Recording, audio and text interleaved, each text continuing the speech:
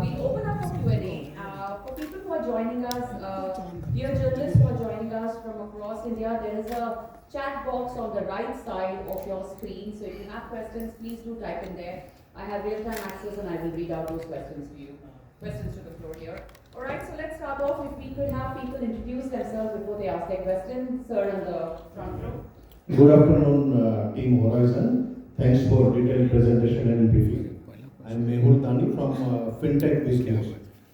Sir, your company is facing concentration risk in terms of you are heavily dependent on industrial and e-commerce cycles, so which may lead to lack of consumer demands at certain times. So how do you address these cyclical problems? Second thing, how do you deploy technology across the verticals, across the your stakeholders, in order to gain the operational efficiency as well as to have a better, faster turnaround time? Thanks. Thank you so much for the question. Coming to the diversification, as I alluded in the presentation, this company has not only diversified geographically. Today, if you see from north, west, south, they're effectively nearly a third or a fourth in each of the segments. But also, if you think from a business perspective, this business has significantly diversified across the product line. And coming to your question, as to why are we today significantly dependent on e-commerce or 3PL trends, as you can see that from the stat on the slide, that business itself has to get shrunk to almost 20%. We really added 50% of the business from some of this industrial segment. And the in-city, which as I alluded, has not even started to, effectively add to that diversification. As we go ahead, we've already diversified our top 10 customers that we've seen has already come down from nearly 90% to 42% in a short frame of just 3 to 4 years. And from nearly a dozen customers, today we are catering to 120 customers. And that trend is showing no signs of abatement. So I think we believe what we delivered in 3-4 years is a very, very well diversified business. And coming to your second question, sorry, I just lost the title. Can you just repeat? Our technology, yes. Thanks, Ashish. On the technology end, no, very good question. I think we've been an innovator in this segment. So if you think about the products we've got, the specific technical specification that we've got here, again, leveraging on the Blackstone parentage, learning from some of our sister companies, we brought best of development technology into this, from precast, getting solar and renewable solutions to our customers, bringing the entire business ecosystem. We're not stopping at only real estate and infrastructure, but effectively what we are creating today is a very, very innovative product which effectively, bridges the gap to a real estate to an infrastructure, bringing social amenities, social infrastructure, blue-collar housing, hospitality solutions to this. So yes, not technologically, but from an innovation perspective, I think we've been a pioneer in this sector.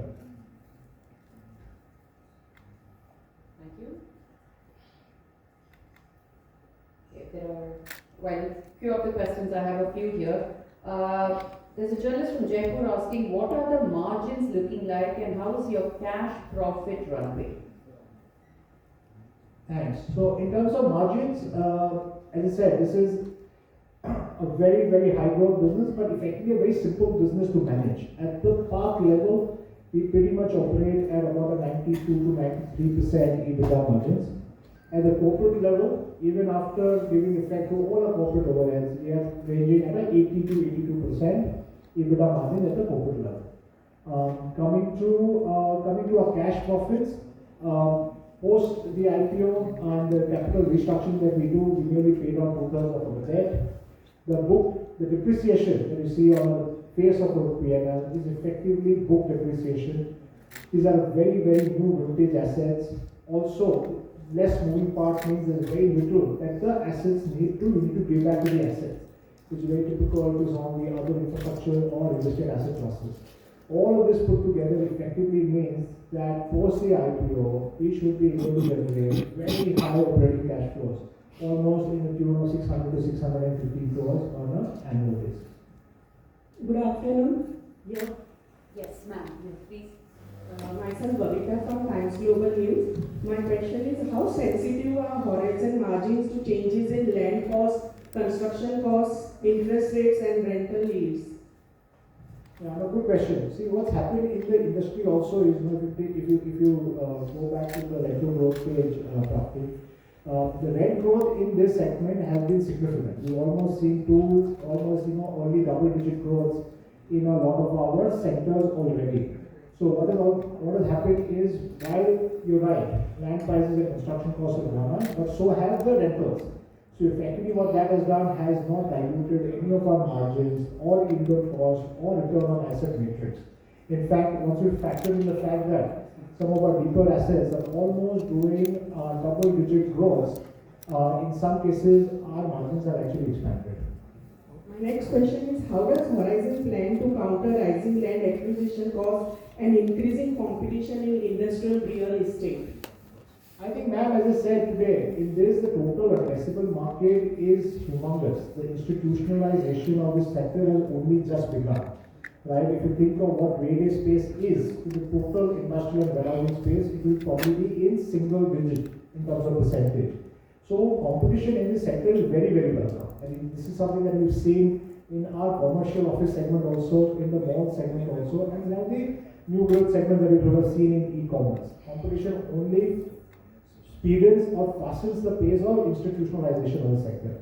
As a corporate today, as I said, a 200-member institutional team backed by Blackstone, we will always gear up for competition. So I don't think we are, what we are focused on is to bring the best-in-class infrastructure to the company, to the country. Effectively cater to these very, very high-grade, multinational Fortune 500 companies. These are companies who effectively need high-grade infrastructure.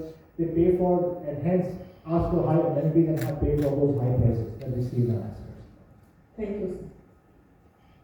Hello, myself Mrinali from newsindia.com. My question is that what measures can you take to reduce the dependence on your largest customer and build a more diversified customer base?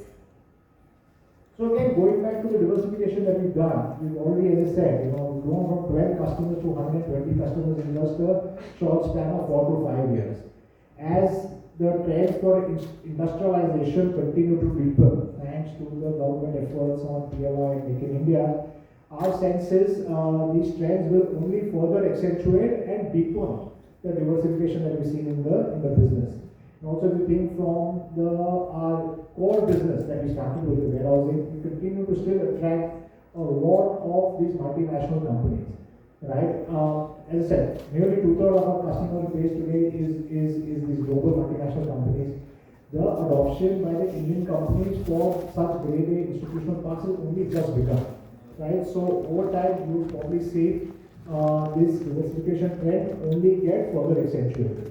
Add to that the fact that we are now entering in-city centers, that adds a completely different fillip. The customer base for in-city centers, there will be some overlap, but that will attract a completely different set of customers to this business. So I think we are very, very excited to continue to pile on and attract new customers to this business. And also you currently operate across 10 cities, and which market do you see as the next major growth opportunities? I think opportunities in a core market is still very, very, very, very high. Even if if I use Germany as an example today, nearly 300 to 400 million square feet total stock in the market, and the grade A stock is not even in single digits, right? So there is still a lot of opportunity and work to be done even in a core market. Having said that, we are today already present in 10 key industrial and logistics markets. Our intent will be continue to deepen and gain market share in our core markets of NCR, Bangalore, Chennai, Pune, Mumbai, Hyderabad. But very selectively, like we've done in the past, look at some of the tier 2 markets. Like in the past, you will see like Nagpur is already nearly 10% of our business already. We entered Goa in the past. So we will continue to explore opportunities to enter into some of these tier 2 markets. But as I said, today the amount of opportunities in our core markets itself is very, very vast. We're looking to retire most of your debt from the proceeds, right? Going ahead, and we mentioned there will be scope for room for growth thereafter. Going ahead, how do you plan to fund your acquisitions going ahead? And also, what will be your debt to EBITDA ratio approximately? What's the trajectory for that? And the second question is, was there any particular reason to go ahead with the corporate IPO rather than a REIT structure? Yeah, I think that's the question first. So why a corporate IPO and not a REIT? As I said, this company has grown almost 5 to 6 folds in the last 5 to 6 years. Starting from 10 million square feet of total development potential to nearly 16 million square feet today. We believe that's one aspect, but we believe from a total addressable market perspective, the institutionalization, as I said, on the sector has only just begun. So the amount of growth opportunity, the amount of runway that we see in this segment is humongous. While India GDP continues to grow at 6-7% real, the need for institutional grade space should continue to go hand in hand. You need more space to store, you need more space to build. But more importantly, as I said, we will continue to claw back into the market share of this grade B, grade C, call it grade B, fragmented, mom and pop, regional developers, going ahead, which kind of happened in the commercial segment, is happening playing out in the residential segment, is playing out in the malls, retail segment, and I think it's just about time it plays out here. So when we looked at the total addressable market, the opportunity at hand today, I think it was very obvious for us that this is best offered in a corporate IPO that gives the incoming investors and the existing investors the opportunity to continue to ride the wave of growth in Horizon. And coming to your initial question on what happens post the IPO, you're absolutely correct. Our intent is that, along with the 2,600 crores of IPO proceeds and the 1,650 crores that we raised as pre-IPO, that goes as growth capital in the company. It's 100% primary. The intent is to delever today and effectively create a lot of growth headroom in the company. As your interest bill goes down to third, the fact that your top line is almost doubled in the last 3 to 4 years means that the free cash flow generation in the company going ahead is also going to be significantly improved. So that, along with the growth headroom that we created, effectively is going to pave the way for the next level of growth. I have a few questions for Ashish here. Ashish, you said in your presentation that Blackstone owns a lot of logistics parks across the world. How is India different? What have you done significantly different in India? And also, does Blackstone own any more logistics space outside of Horizon in India?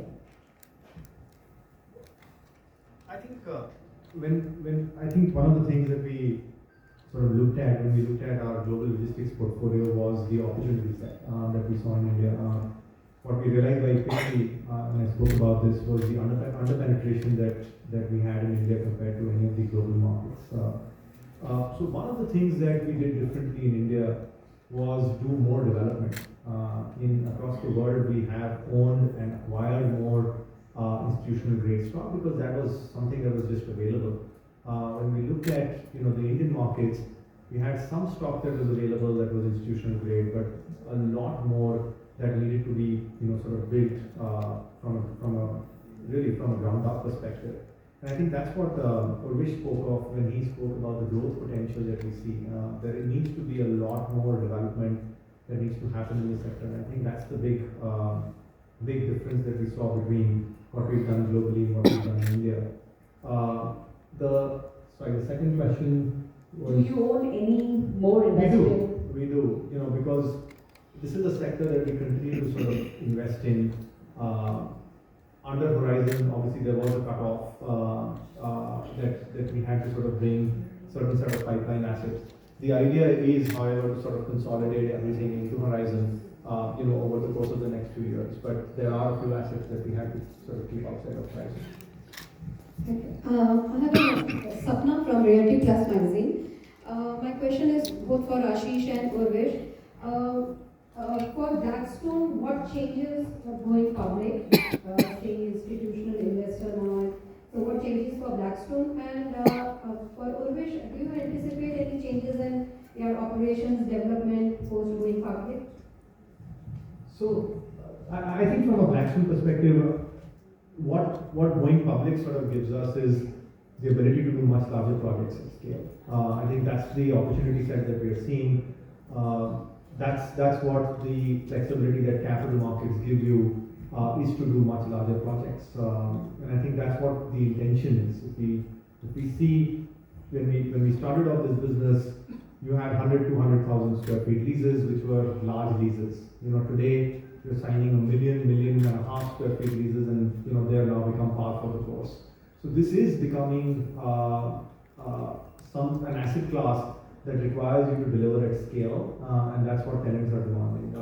And that's the reason why we created Horizon with a fully built out team, because it's not only acquisitions, it's leasing, it's development, and we've got all of these skills under one umbrella.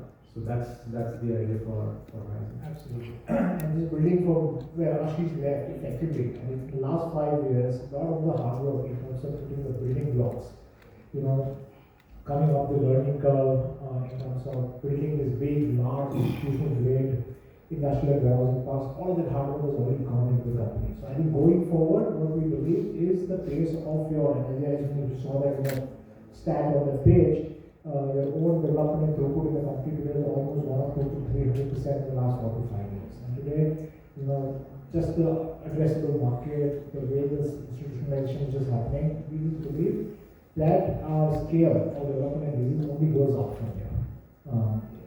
Whether we public or private, the fact that the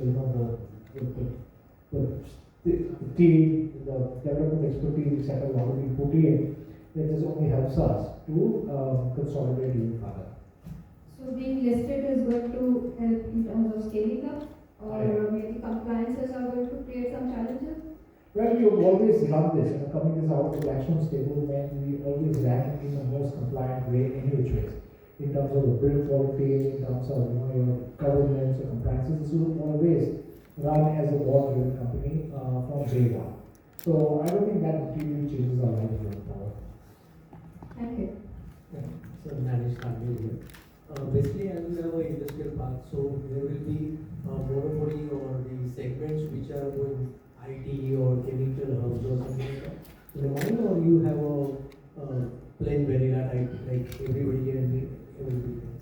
So see, from our perspective, what we want to do is create as much fungibility in our business. As I alluded to, when I was doing the presentation, when we, effectively diversified from warehousing and now started to take care of some of these industrial customers, what didn't change was the fact that the same ecosystem, or the same infrastructure, the same kind of real estate, the core share of the buildings, that didn't change. That what that allowed us to do was effectively become very, very agnostic about what sectors we are catering to. So today, if you come to a typical park of ours, 100 to 150 acre park, which has 10 to 15 different buildings in it, 2 to 3 million square feet of total real estate at a single location, you pretty much see a large e-commerce company coexisting with a large 3PL company, coexisting with a large warehousing company, coexisting with a company which is making data center equipment. So there was no real intent for us to go and say, okay, this park will only be an IT semiconductor park, and tomorrow, a 3PL company comes and says, no, we're not going to, entertain you here. So that would not have actually served the purpose. What we did was create infrastructure and real estate that could be effectively used by any of these customers. So if you see like this is a model park, or you see any of our park, most of the buildings look effectively the same. But what happens inside those buildings effectively changes. So Yeah, continue to. so that's why. I just want to round up saying that today we are agnostic. Yeah, and some of the industries require the manufacturing and the depots separate. So you have any loyalty programs? Yeah, look, some of those customizations we always do for our customers. We're the most flexible company in terms of trying to serve our customers to the maximum. But 90%, or I would say, my answer is that 95% of the demand that we see, over nearly 28 million square feet of leasing that we've done, has effectively gone in very, very standard infrastructure. And why that has happened is because we kind of perfected the art of what works for these 95% customers. The build specification, the heights that we are giving, the apron area, this is a little slightly technical, but learning from the Blackstone parentage, learning from our sister company, we perfected the art of what kind of works for 90 to 95% of our customers. And then the marginal customizations always, they're always welcome and we always add to the place. There are two questions adding on to the gentleman. So people want to know, what is the incremental leasing? Is it going to be towards industrial or fulfillment? Because right now you mentioned it's close to 50-50. But in the next couple of years, how do you see this shift? As I said before, from our perspective, we are 100% agnostic. We build infrastructure which serves both those customers base. But having said that, if you see the trend in the last couple of years, yes, we have been able to attract a lot of these marquee industrial customers to our parks. As I said, as this Make in India, the PMI started to bear fruits on the ground, a lot of these American, European, Asian companies entered the country, effectively looking at plug-and-play facilities to get their operations started. And that's where effectively the gap that we are bridging in the market today. You know, our parks effectively built out of infrastructure, this high-grade quality real estate, meant that these were customers who said, we've used these facilities in Germany, in US, in Japan, and effectively getting that in India. So they were the first adopters to something like this. But having said that, the adoption with some of the Indian customers is also changing dramatically. So, again, rounding up on what you asked, 2/3 of the leasing in the last couple of years has happened towards the industrial end of the segment, which is kind of like allowed us to diversify nearly 50% now. I see no reason why some of these trends should abate. In fact, with, call it the industrialization 3.0, your modernization of ports, etc., some of these things should only get more essential going forward. But when we, diversify, and I think what I said earlier also was, in all of this, we didn't have in-city. Yeah. Now, in-city, 7 million square feet, nearly 25% of the top line, gets added to this diversification over the next 2 years. Okay, there's one more on industrial, which is why I asked this as well. They said, how much capex you think an industrial guy is putting per square feet? Great question. Sometimes we are amazed that some of these deep industrial customers, and when some of these customers used to come to us, we used to think about, what will be the longevity of some of these. Why would they not go and own their own facilities? Why would they not go and buy their own lands?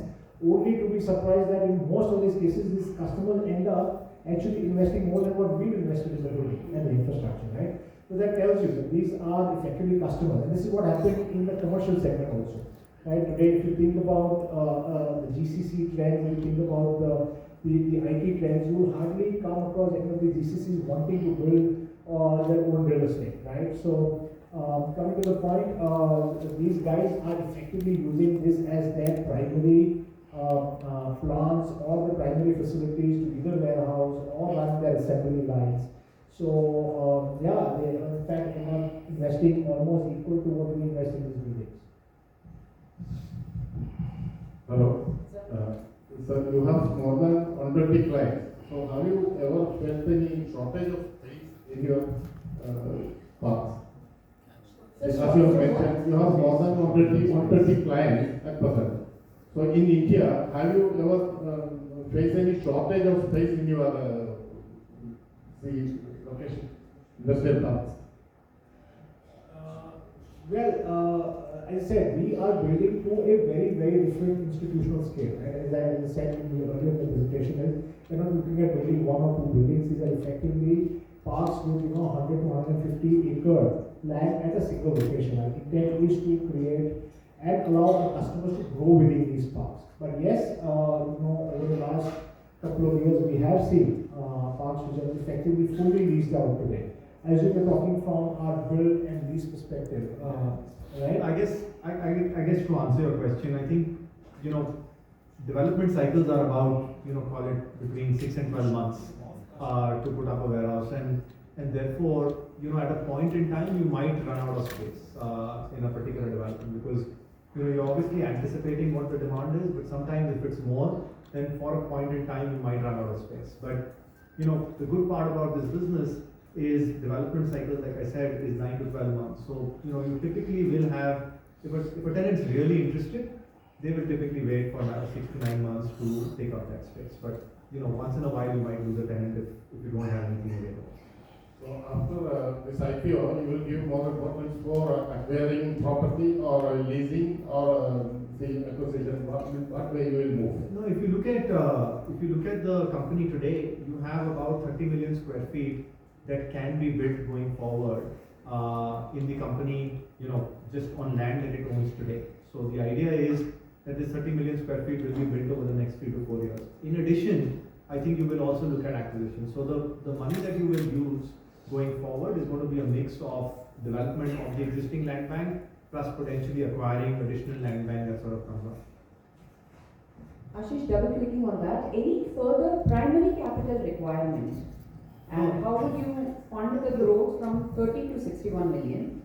And when you're talking about acquisitions, what's your strategy to fund the acquisition? If you break this up, in the past, if you look at our track record, we've acquired about 5-6 million square feet every year.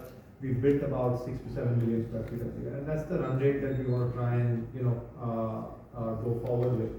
If you just do that, I think this company will not require any more capital going forward. I do think, however, that there are larger scale opportunities that are coming up, and multimodal corridors, freight corridors that are opening up, which require larger investments at scale. So for some of those, you might require more primary investment to come up. But if you just sort of go with what you've been doing in the past, the existing 60 million square feet will be built with no more incremental capital, and you will still be able to acquire 4 to 5 million square feet going forward. There's a question on leasing. People want to know what's the basic leasing terms you have with your clients in terms of leasing period, escalation, etc. Also give us a view on pricing so that we are able to understand the company's trends.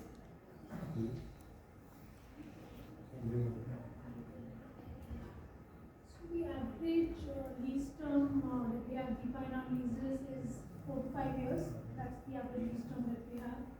And in terms of rents that you see, there is a continuous rent growth happening because we have at least a 5% year on year, 4.7 to 5% year on year rental growth, which is there in almost every lease of ours. Just to add, round up on that, so typically industrial customers might actually end up even asking a 9 to 15 year term also. And that also comes with a similar kind of a lock-in on some of these, right? So high quality customers, high lock-ins, annual escalation that Pooja said, we almost get 5% annual escalation on all our leases today. So that's a typical leasing term. What was the second part of the question? Is it, it's about the pricing. Are you premium? How are you priced? Oh yeah, 100%. As I said in the presentation also earlier, today what you are catering is to the premium most customer end in the market today. As I said, maybe 2/3 of your customers are this Fortune 500 global multinational company. These are guys who need the best-in-class infrastructure, best-in-class amenities, best-in-class ecosystem. Once you provide that, your pricing is obviously premium. So we have almost maybe 5 to 10% premium to even our adjoining grade A partners compared to grade B, grade C. There's substantial premium. But again, these are customers who are choosing you for compliance, for a balance sheet strength, for execution capability, for the quality infrastructure that you bring in. The fact that you're allowing them to go to market in a record 3 to 6 months, you're giving them institutional scale real estate, right? Pricing, of course, is important, but not the primary reason why they choose. There's one more on in-city. People want to know, when you say in-city, do you mean it is for smaller e-commerce players like Blinkit, Zeptos, etc., or does in-city cater to industrial as well? No, absolutely. I just saw that on the page. In-city today is this is just about getting started. If you think about this, it not only caters to your e-commerce companies, but there are a lot of these companies who are effectively running their R&D facilities, they're running their these light assemblies, where they don't necessarily need the 200, 300,000 square feet space, but they need speed to market. They need to be closer to their customers. These are people who require high degree of engineers, professionals, needs that is not in the outskirts of the city. So, but are being served by the industrial galas, etc., which today in this DNA age does not match the kind of quality production that they are doing. So, no, this absolutely. While this is, yes, predominantly warehousing space for exponential sectors, as I mentioned, for service centers, for cloud kitchens, but yes, we are seeing a lot of demand actually come to us today for the 5,000, 10,000, 15,000 square feet high-end precision equipment manufacturing, R&D labs, etc., etc. Yeah, there's one I missed. Okay, you mentioned that you compared India and Chicago in terms of your total size.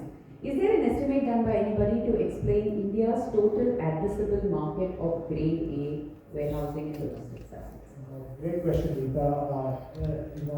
A total grade A stock in the country for a population of 1.5 billion is actually pretty appealing. Just 350 million square feet of total stock, which is a quarter of the stock in a Chicago single market alone, right? But coming to your question, has somebody done this? Yes, some degree. Today it's very difficult today actually be able to go out and count all the grade C, grade B stock in the country. But as I alluded to earlier in the presentation also today, I think the total addressable market here is probably in like 5 to 6 billion square feet, right? I'm not saying 100% of that ever converts to grade A, but I'm saying a fraction of that converts. You're looking at almost like the sector continuing to double every 3 to 4 years what it has done in the past decade. Fantastic. To Kunal, how much debt will remain on the books after the payment, after the IPO? I think we have answered that, but are you comfortable with the level of debt, or will you look at more leverage going forward? So, post the IPO, we got to answer that. I think we have somewhere about 2/3 of the debt paid down. Okay, and after that, like Urvesh and Ashish mentioned, we will definitely have a lot of growth capital coming in.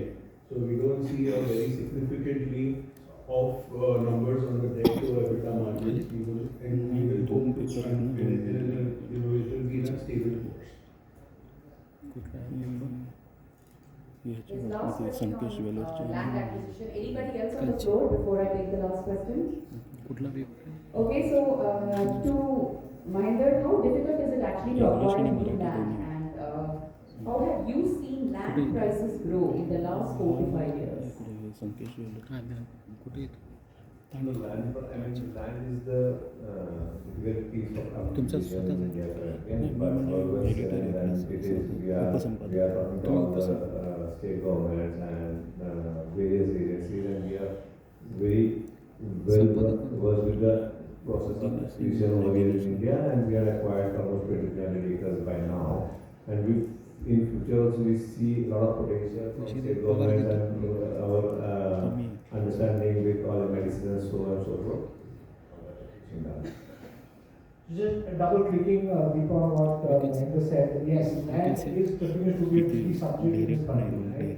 The fragmented nature, the litigated nature of the land, it is incrementally a very, very high note for a business like ours, which already is sitting on 300 acres of aggregated land parcels, right? So the beauty, as Mahinder said today, is with 2 decades of hard work that Blackstone has put in the country, means that every large IPC, every large landowner today, every JV partner is effectively known to you today. So that kind of becomes a very deep pool of opportunities that get created from there. And the other thing is, obviously, we've been, and how we've done in the past, we continue to scale up and use some of these industrial bodies, like what we've done with MIDC, like what we've done with KIDB, to effectively get very high quality real estate land in some of the very, very key and deep industrial markets. If there are no further questions, I'll just request if there are questions, keep typing them, we'll take them and we'll answer it offline. For closing, may I invite Mr. Amrinder Singh, Executive Vice President and Group Head, SBI Capital Markets Limited.